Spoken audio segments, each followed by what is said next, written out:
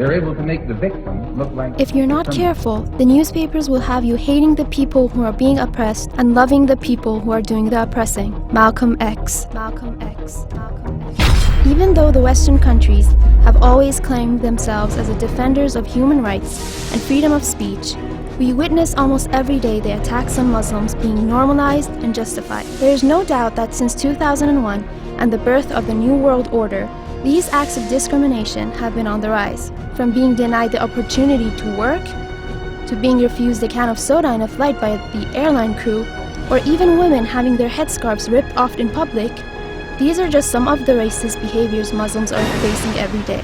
When Holocaust is the issue, or criticizing Israel is the matter, no one has the right to say anything against them.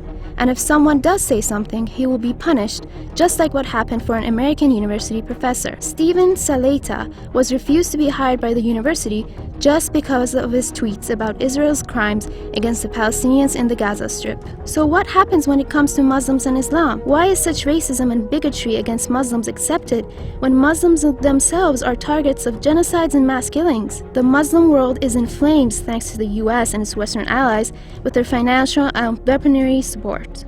Isn't it a part of the US Constitution that any individual has the right to practice his religion? So why have anti-Muslim protesters formed a large demonstration outside a mosque in Arizona? Isn't the right to freedom of religion provided as a law to all the 3 legal systems in the UK? Then why have the people of Dudley in the Midlands protested against plans to build a new mosque in their town? Why are people free to insult Islam and Muslims in most of the European countries? Why is the mainstream media doing its best to spread Islamophobia all over the world? It is a fact that this racism stems from the top down. We have the duty to pressure those at the top, and we have to expect that change will only come from the bottom up. We should rise up and stand against all kinds of racism and change the attitude of the world towards this matter. Fascism and racism have always created disasters and have been always despised in the course of history. So if we continue down the same road, it will definitely lead to catastrophes. It is time to stand up and say no